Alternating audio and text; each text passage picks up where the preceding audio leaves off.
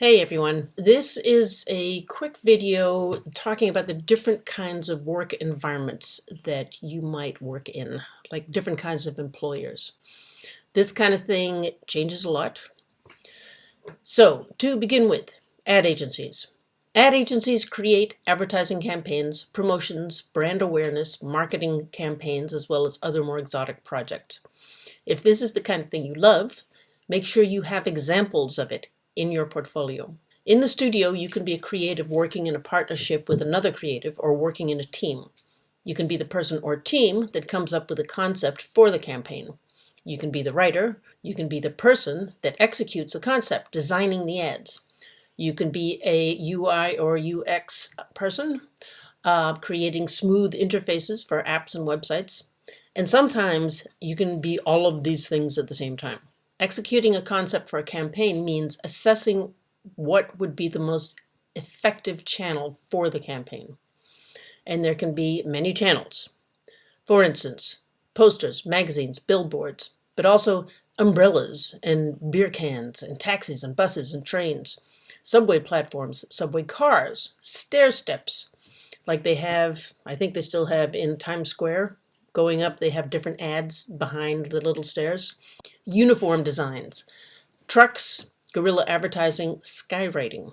And all of that is before you get to the big kahuna, the many digital environments like social media, banner ads, email campaigns, websites, mini sites, internet animations, GIFs, animated posters, and of course, apps. Apps can be built that are specific to a campaign or a product, or a more general tool for the company. There are television and internet ads involving video, animation, and music to be shown on places like YouTube, Vimeo, Instagram, Facebook, TikTok, network television, of course, cable television, movie theaters, and animated posters. Sometimes a small community like a hotel or an airline or a hospital or a doctor's office will have content prepared just for customers who are temporarily in that environment.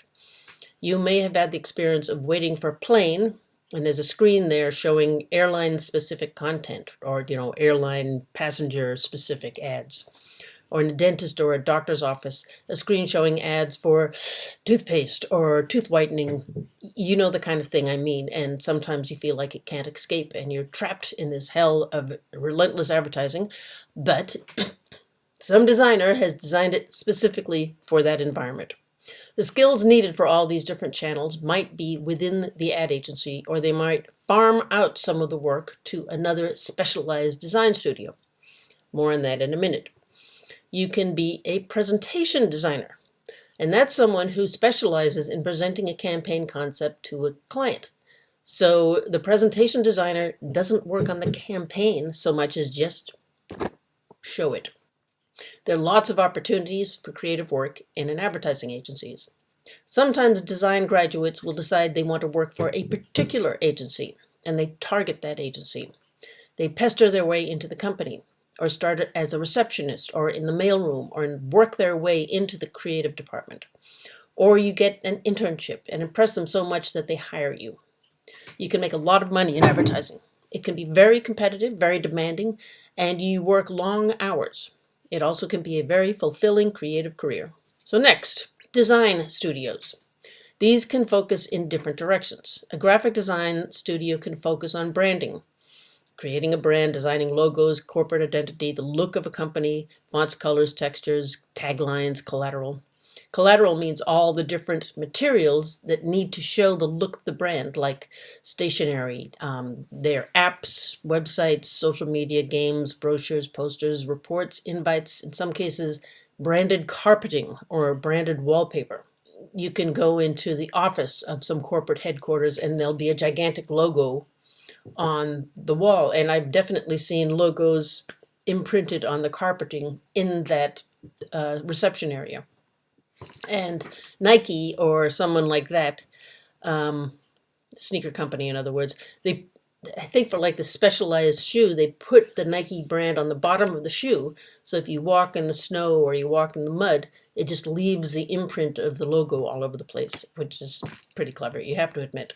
There's lots of ways to incorporate the look and feel of a brand that the studio creates. Another kind of design agency could focus on signage or wayfinding. For instance, for a zoo or a subway system or a corporate compound or a university or hospital or museum. Even a public park like Central Park needs signage. Department stores like Macy's need sensible signage. You can waste a lot of time looking for a particular department if the signage is lousy. Good signage can be crucial in an emergency situation. If there's a fire or a shooter attack or a sudden hurricane, good signage can easily show people the right way to get out of a dangerous situation and literally save lives. And there's been too many horrible examples of the signage being poor and people not surviving. Good signage can make a big difference. One agency we visited in Paris designed the signage for an entire subway system in Lyon, in France. Signage in subways is really important. It's easy to get lost in the spaghetti junction of all those different subway lines and tunnels. I have to say the New York subway system doesn't have the greatest signage, but the Paris metro is pretty spectacular. Another excuse to visit Paris. But anyway, another kind of agency could focus on packaging. A lot of print design is drifting over onto the internet, but packaging and labeling is always going to be here. Then there are specialist studios like animation studios. These can work on animations like movie cartoons, TV shows, advertising. Other studios specialize in broadcast design, which can be the animated typography for credits on television shows and movies, information graphics of the kind you see on news shows or late night talk shows, graphics that show scores and stats for baseball, soccer, football, basketball, ping pong, Olympic competitions, beach volleyball, every kind of sport needs screen typography. These skills are often done in-house, but people like ABC, CBS, NBC, MSNBC have their own graphics departments. Agencies and freelancers would be used for overflow work.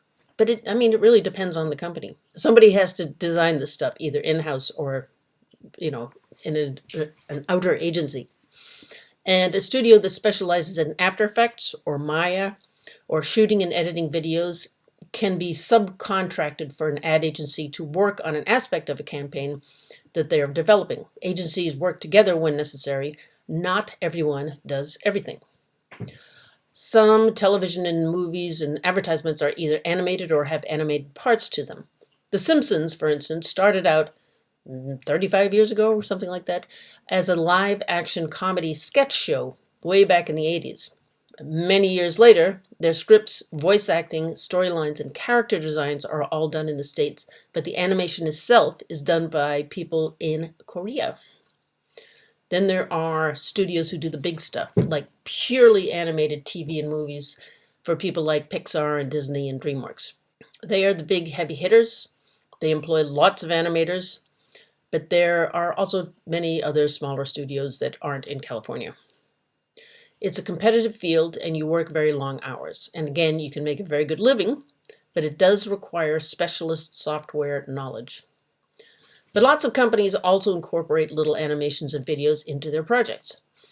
Some of this is done in After Effects, but also Photoshop or Animate or even iMovie or QuickTime, which is where this video is being made, and a number of other less complicated programs than the full, Maya or After Effects or whatever. And they are not necessarily done by animation experts, but by designers who either use simpler programs or just learn the software on the job. A little bit of After Effects can go a long way. These are relatively simple technical jobs that still need creative designers. The Pixar-type studios require a much higher level of technical knowledge, and you generally need more training beyond a bachelor's degree, either a master's or advanced certificate specializing in the relevant software. So once again, I'm suggesting that all of you include at least one small animation project in your portfolio. Ideally, 3 animation projects. You can also do video that incorporates type, or video that incorporates illustration, or just some kind of movement, some kind of project that shows that you're at least aware of this kind of stuff, and if you don't know it all already, you're prepared to learn more. This could be a one-off project, but even better would be an expansion of one of your existing projects. So if you have a branding project, animate the logo. If you have an ad campaign, animate a banner ad. If you have a poster, animate that. Social media post, something like that. Little GIFs, anything. Anything is good. If you're interested in copywriting, write an ad and then animate the type. So you're showing off two skills at the same time. Your portfolio is all about showing off your skills and your creative ideas. There are also studios that focus on web design, and I know some of you this semester are interested in web design and UI UX. But even if you don't want to be a stone cold web designer, a little bit of web design knowledge is a great help in the studio. Often all you need to do is to be able to update an image or edit some copy on a website, and that little knowledge is a big plus. So then there's publishing, and first, book publishing. In a book publishing company, you would work in an in-house studio designing book covers, interiors, digital ebooks, bookmarks, marketing for books, promotional collateral, email campaigns, banner ads, social media campaigns, as well as book catalogs, display posters, displays for bookstores. You also might develop websites or apps for particular books or particular authors. And then there's all the usual corporate communication type stuff as well, including newsletters, annual reports, invites, all that kind of stuff. That's if you're an in-house designer. For magazine publishers, although the print magazine section has dwindled, there are still designers needed to design magazine pages. Digital magazine design is fun, but not as popular as people once thought it would be. What magazines are really doing online is magazines as an app. They also develop little free apps for one-off promotions.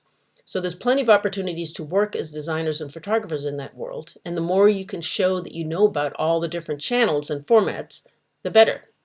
So if you have a magazine project, you might want to present it as print and digital, and then some promotion. If you love magazines, familiarize yourself with all these different kinds of channels. Like check out your favorite magazine online and see how it presents itself in all these different ways.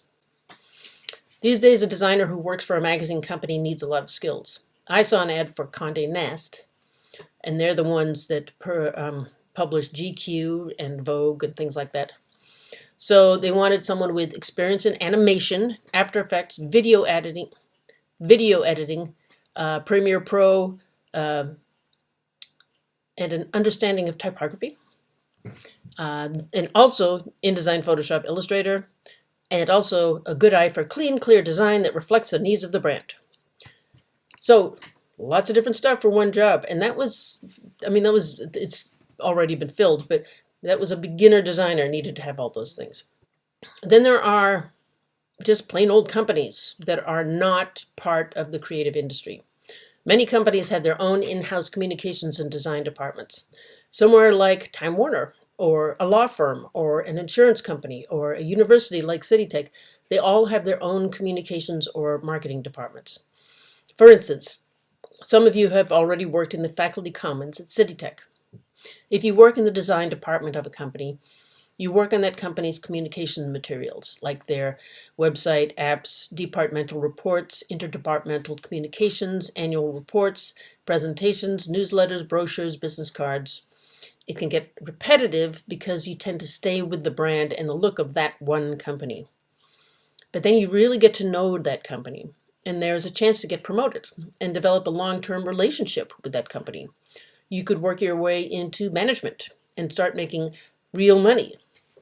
It's probably a bit more secure, and they tend to have decent benefits. That is to say, health insurance, vacations, days off, sick pay, bonuses and pensions. Some of them even have 4-day work weeks, but that's not that common, but you never know. Keep in mind, nothing is guaranteed in this world, but these kind of jobs tend to be more secure. Then there are civil service jobs, and when you work for the city or state, which includes the police department, the fire department, general services department, education department, all these guys have their own design departments.